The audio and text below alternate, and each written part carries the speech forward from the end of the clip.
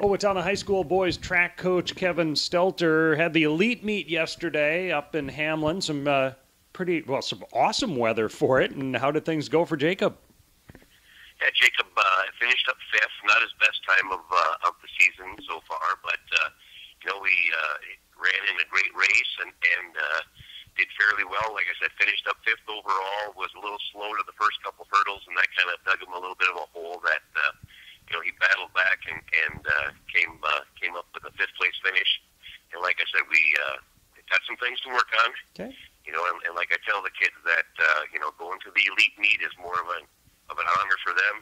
What's the main priority is doing well at Hamlin in June, and so that's what his focus is going to be. And like I said, I see no reason why he can't be up there running in both the 110 hurdles and the 300 hurdles.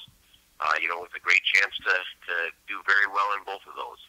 Are his times in the 300 this season pretty good? Yeah, he's running a 40.60 seconds, and it took a 40.13 to get into the meet. So he just missed out on that. Our 4x4 relay, we were really hoping we could get that in there. We'd run a 3:29.88, and the last cut for making that was a 3:29.74. So we missed out on that by 0.14 of a second, but we haven't really run against anybody yet. Every meet that we've been in so far, we've won that race by 15 meters, so we haven't really been challenged by anybody yet. So I was hoping to get up there and see what those guys could do when they actually have to run against somebody, but we'll have to put that off till a little bit later. Now, when it comes to some of the section teams that you'll have to battle come that time of the season, did you see some of those at Lakeville South, or at least Lakeville South, right, on Thursday? Yep, Lakeville South was there, and it was Lakeville South and Blaine and Prior Lake, so, and Faribault as well. So of those, we'll see the Lakeville South and the Faribault. But again, we won that 4x4 by, that one was probably 20 meters, but I want to say we ended up winning that one by. So we were thinking that we see a little better competition there, but we're still looking for that. And we, East did get their 4x4 in there. They were one of the ones that got in with the last, 3:29 times in there. So we know we'll see East at the Big Nine meet. So we'll look forward to that, and that'll be our focus with those guys. But, like I said, we were at Lakeville South on Thursday. Not the greatest day of all, but we built some mental toughness that day. So we either built some mental toughness or we broke some kids. One of the two there. I'll have to find out here a little bit later which one it was. But that's part of the spring. You can go from a 78-degree day to a 38-degree day all in the same week, basically. So, we saw some great competitions. We ended up third. Lakeville South won it, and then Blaine was second, and then we were in third ahead of Prior Lake and Faribault. So, guys ran real well. It's more of a true team scoring format, which means that everybody on the team scores. So, if they have 15 kids in each race, then the first place gets 15 points all the way down to the last finisher gets 1 point. So everybody feels like they contribute to the scoring. So that was the first time that we had seen that. And it gives us an indication a little bit of the depth of our team. And like I said, for what we had going there, we feel pretty good about. We had our hurdlers did real well.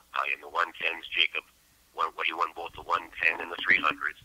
And then Lance Ulrich finished up in 9th place in the 110 hurdles, and then the 300 hurdles.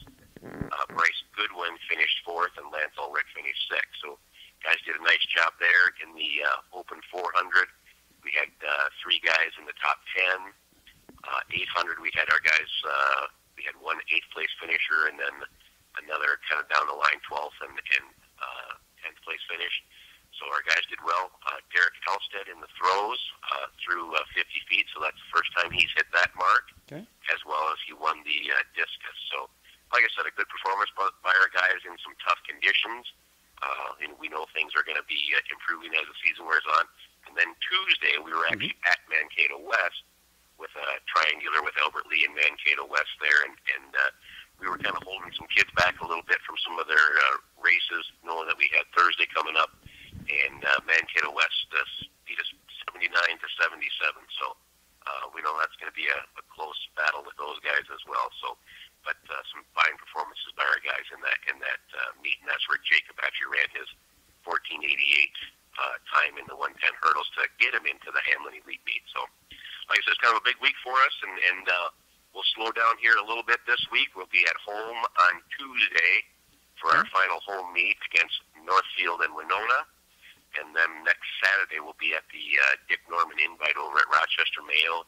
And there's always some good competition that we're going to see over there. So looking forward to the weather. Looks like it's going to be nice this week. And we got a couple of big meets to start honing our skills in on and dropping our times. Very nice. Things going well. So continued success to the guys, Kevin. Thanks for the time.